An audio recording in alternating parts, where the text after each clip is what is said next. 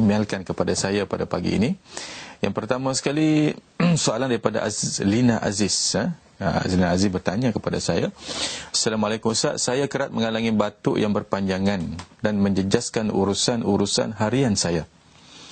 Berkali-kali telah mendapat rawatan doktor perubatan namun tidak ada perubahan. Baru-baru ini seorang pengamal perubatan alternatif telah memberitahu saya bahawa batuk saya tidak berkaitan dengan perubatan biasa, tapi disebabkan ada gangguan jin yang mana batuk saya adalah batuk angin dari gangguan tersebut. Mohon nasihat Ustaz untuk mengatasi masalah ini. Terima kasih. Okay, Alhamdulillah. Yang mana perubatan Islam ini tidak terhad kepada satu penyakit. Batuk juga dengan izin Allah kita boleh rawati. Dan dengan izin Allah, apabila jin ada dalam tubuh manusia, dia boleh menyebabkan manusia itu batuk. Terutamanya santau. Santau cukup bahaya, batuk kering. Batuk kering, pergi hospital, cek-cek, ada kata TB. TB ada dua tuan-tuan, kena ingat. Pertama TB batuk, yang kedua penyakit TB ni juga takut bini. Tu TB juga.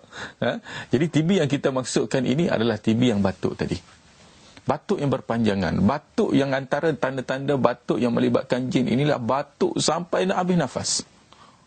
Bermula daripada batuk sampai tarik nafas panjang sekali. Itu yang pertama, batuk kita itu bermakna. Yang kedua, batuk lagu mana? Batuk yang berbentuk gangguan bila batuk itu kehaknya berdarah. Ini tanda-tanda santau ni. Yang ketiga, apabila batuk itu keluar angin itu berbau busuk. Ini tanda-tanda batuk kita itu adalah batuk yang bermasalah. Jadi kepada Azlina yang bertanya pada saya, insya-Allah pada pagi ini dengan persoalan Azlina ini, sidang penonton semua akan mendapat manfaat.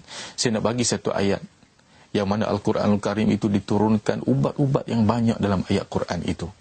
So bagaimana kita nak menggunakan Al-Quran itu sebagai ubat, kita baca ayat ini terutamanya untuk mereka yang batuk ataupun lelah ataupun penat.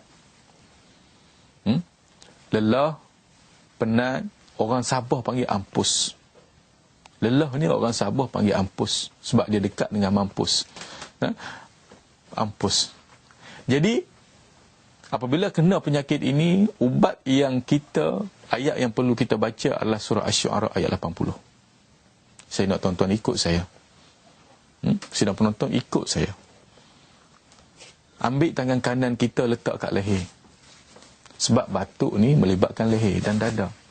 Baca surah Asy-Syu'ara ayat 80 yang begitu pendek sekali. Pendek daripada Bismillahirrahmanirrahim.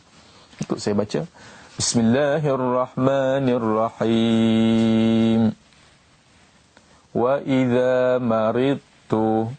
Ikut tuan-tuan. Wa idza maridtu fahuwa yashfin. Fahuwa yashfin. Surah Asy-Syu'ara ayat 80 yang bermaksud apabila aku sakit, dalam konteks ini apabila aku batuk, maka Allah lah penyembuhnya. Tak ada orang lain yang boleh menyembuh batuk aku kecuali Allah Subhanahu wa taala. Bagus kita tuan-tuan, rawatan kita buat, pahala kita dapat. Apatah lagi kita buat rawatan dalam bulan Syaban Ramadan ini, pahalanya berlipat kali ganda tuan-tuan dan puan-puan sekalian.